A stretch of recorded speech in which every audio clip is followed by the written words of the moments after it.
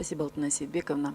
Дастан Далабаевич, спасибо, что подняли вообще этот вопрос. Он на самом деле очень актуальный, ужесточение все-таки правил поведения на дорогах. Но я бы хотела пройтись по статьям. Вот смотрите, нарушение правил безопасности движения, эксплуатация транспортных средств. По одному и тому же нарушению просто идет такой, так скажем, большой разброс в наказании. Смотрите, наказывается штрафом в размере 1000 расчетного показателя с лишением права управлять транспортным средством на срок до 3 лет. Да? Ну, хорошо. Ну, в принципе, не смертельно. Допустим, у кого есть возможность, он заплатил штраф и 3 года не управляет своей машиной.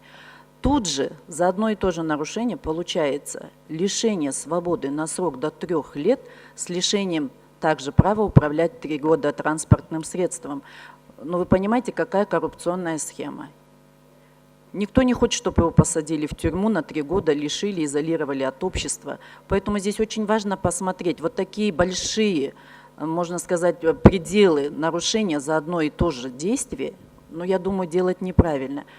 Можно как-то все-таки остановиться на каком-то одном, но чтобы оно было одно, чтобы человек понимал, что вот он за это действие ответит конкретно по таким пунктам, чтобы не давать возможность открываться коррупционным там схемам, пугать людей, что вот если ты мне, допустим, заплатишь, не заплатишь, мы все прекрасно понимаем, как это работает. Надо что-то одно оставлять, чтобы человек чувствовал ответственность, а не искал возможности избежать этой ответственности. Потом практика показывает, вот, допустим, вы говорите, договариваются, да, близкие, родные. Вот международная практика, например, в Дубае, да, у них, если человек совершил какое-то там преступление, привлекшее там, ой, можно мне добавить, пожалуйста, я вот просто хочу эту мысль высказать, они компенсируют, понимаете, семьям или берут на себя ответственность. 10 секунд, қосып қойыңыз.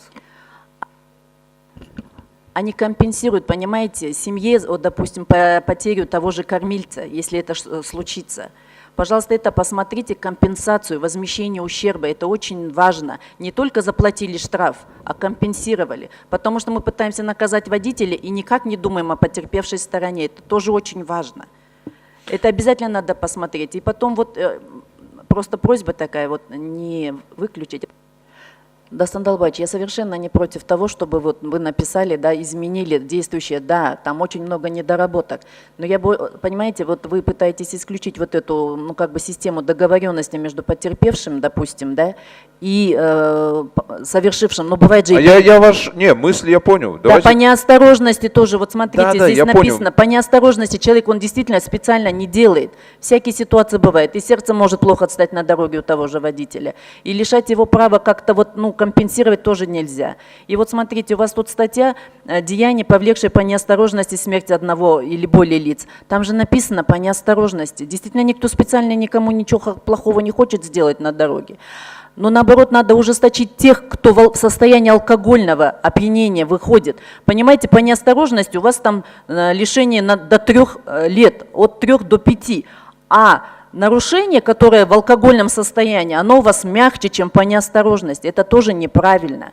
Надо вот эту статью обязательно посмотрите, пожалуйста. Вы очень хороший вопрос подняли. Часть 4, посмотрите, вот.